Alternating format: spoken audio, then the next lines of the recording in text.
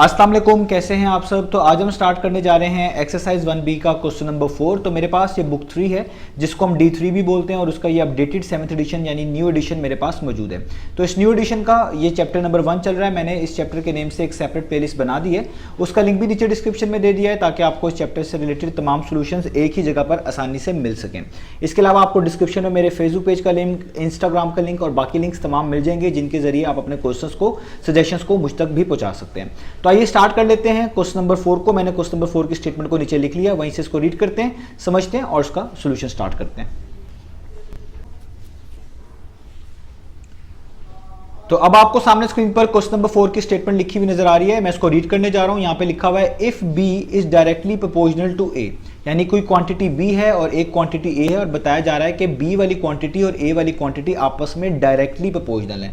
Directly proportional का मतलब क्या होता है? जब भी दो क्वांटिटीज डायरेक्टली प्रोपोर्शनल होती हैं, इसका मतलब होता है अगर आप एक क्वांटिटी में चेंज लेके आए हैं, एक क्वांटिटी चेंज हुई है, इंक्रीज हुई है, तो उसकी वजह से दूसरी क्वांटिटी भी चेंज होगी, वो भी इंक्रीज होगी। और अगर एक क्वांटिटी जो है डिक्रीज हुई है, उसकी वैल्यू कम हो गई है मिसाल के तौर पे, तो उसकी वजह से दूसरी क्वांटिटी भी डिक्रीज हो जाएगी, उसकी वैल्यू भी कम हो जाएगी। तो जब भी दो क्वांटिटीज ऐसा सेम बिहेवियर शो करवाएं कि एक चीज के बढ़ने से दूसरी बढ़ जाए, एक के कम होने से दूसरी कम हो जाए, ऐसे रिलेशन को हम कहते हैं डायरेक्ट रिलेशन। और उन क्वांटिटीज को बोलते हैं कि वो आपस में डायरेक्टली प्रोपोर्शनल हैं।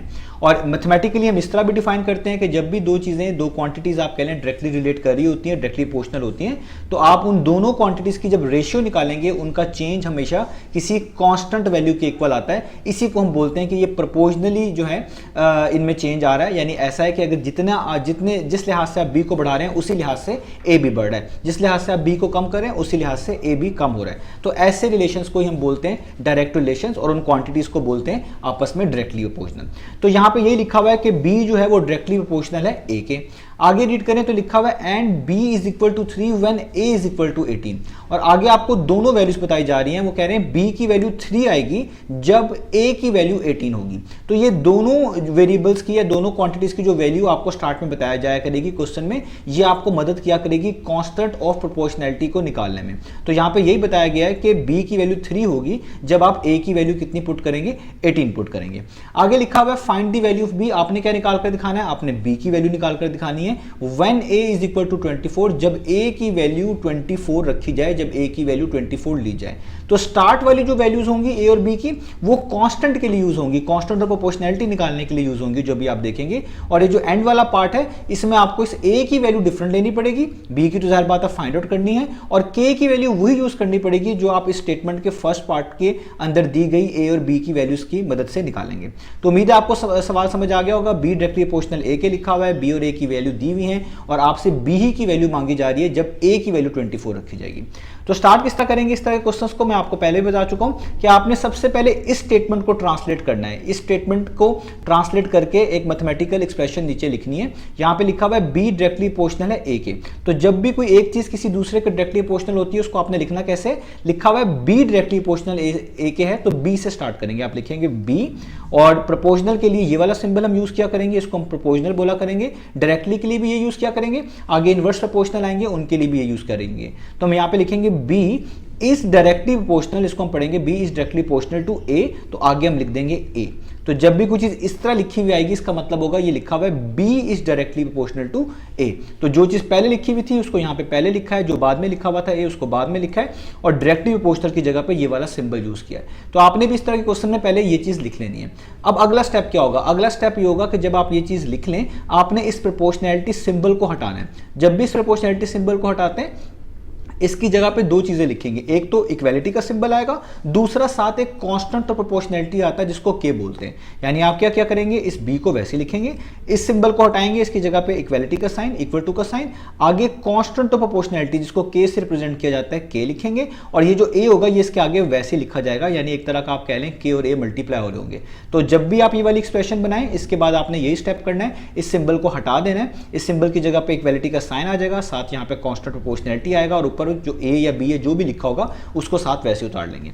आपने इस इक्वेशन का नाम भी दे देना है, लेट्स से ये इक्वेशन क्या है 1। तो ये कांस्टेंट ही जो है ये बेसिकली इस इक्वेशन को एक तरह का बैलेंस कर रहा होता है और यही इसकी डेफिनेशन को भी में भी मदद कर रहा होता है कि अगर आप डायरेक्टली प्रोपोर्शनल की डेफिनेशन देखेंगे तो वो यही हो रही होती है कि एक क्वांटिटी को दूसरी क्वांटिटी पे डिवाइड करें तो वो कांस्टेंट के इक्वल आनी चाहिए। तो अगर आप देखें ये ए मल्टीप्लाई हो रहा है, इसको आप इक्वेशन के दूसरी तरफ जो है भेजें तो ये वहां जाकर जो है बी को डिवाइड करेगा, यानी बी ओवर ए बन जाएगा। तो यहाँ पे जिस कांस्टेंट बच जाएगा इसका मतलब यही है कि ये दोनों चीजें डायरेक्टली रिलेट कर रही हैं क्योंकि बी और ए को डिवाइड करने से आपको कोई कांस्टेंट के मिल रहा है। इस इक्वेशन से यही मालूम होता है। तो जब आप यहां तक कर लेंगे, अब सबसे पहला टास्क आपका इस के की वैल्यू को निकालना है। और के की वैल्यू कहां से निकला करेगी?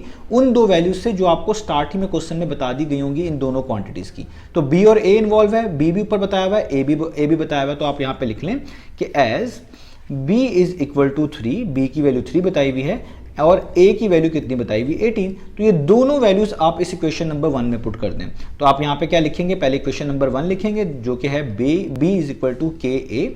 इसमें बी की जगह पे आप 3 पुट कर दें, के को वैसे ही छोड़ दें क्योंकि वो तो निकालनी है उसकी वैल्यू। ए की जगह पे आप क्या लिख दें? 18 लिख दें। तो मैं यहाँ पे लिख देता हूँ ए की जगह पे 18, ठीक है। यहाँ मैंने उनकी वैल्यूज पुट कर दी। तो सबसे पहला काम कांस्टेंट ऑफ प्रोपोर्शनैलिटी को निकालना है। तो देखें 18 यहाँ के साथ मल्टीप्लाई हो रहा है। जब आप इसको इक्वेशन के दूसरी तरफ मूव करेंगे तो ये वहां जाकर 3 को क्या करेगा? डिवाइड करेगा।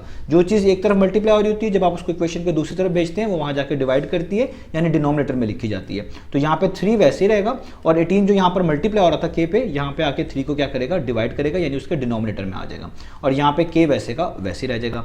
अब आप इसको सॉल्व कर सकते हैं, इधर कैंसिलेशन होती है, 3 1 टाइम्स 3 होता है और 3 6 टाइम्स 18 होता है। तो k का आंसर आपके पास आ गया, यानी कांस्टेंट प्रोपोर्शनैलिटी का आपके पास आंसर आ गया 1/6। तो ये सबसे पहले आपने निकालना होगा इस सारी डिस्कशन के अंदर जब भी कोई ऐसा क्वेश्चन आएगा। तो कांस्टेंट की वैल्यू आ गई। अब आगे पढ़ें। अब आगे आपने क्या निकालना था? आपने b की वैल्यू निकाल कर दिखानी है जब a 24 है। तो यहां पे फिर से लिखें कि आपने बेसिकली b की वैल्यू फाइंड आउट करके दिखानी है और a की वैल्यू आपने 24 यूज करनी है। याद रखिएगा आपने न्यू वैल्यूज यूज करनी है जो क्वेश्चन में आपको गिवन होगी। तो आप अगेन इक्वेशन 1 लिखेंगे। तो मैं यहां पे लिखूंगा फ्रॉम इक्वेशन नंबर 1। और इक्वेशन नंबर 1 क्या थी? जो ऊपर बनाई थी इसी को बार बार यूज करेंगे। b इज इक्वल टू के ए। तो आप यहां पे लिखेंगे b इज इक्वल टू के ए और अब इसमें ये न्यू वैल्यूज पुट करेंगे। b तो फाइंड आउट करना है इसलिए इसको वैसे लिख दें, इक्वल टू का साइन वैसे ही। कांस्टेंट ऑफ प्रोपोर्शनैलिटी की वैल्यू अभी ऊपर निकालिए, यही हमेशा यूज किया करेंगे। तो ये 1/6 है, यहां पे लिख दें 1/6 और आगे देखें a इसके साथ मल्टीप्लाई हो रहा है तो a की वैल्यू कितनी है? वो है 24। तो आप यहां पे क्या लिख देंगे? Multiply by 24। आप खाली इस तरह लिख दें, ब्रैकेट्स में डालकर 24 लिख दें, बाद में कैंसिलेशन कर लें। दोनों मेथड दोनों चीजें ठीक है। तो मैंने a की जगह पे 24 लिख दिया क्योंकि a और k मल्टीप्लाई हो रहा था इसलिए उनके दरमियान मल्टीप्लाई का साइन आएगा।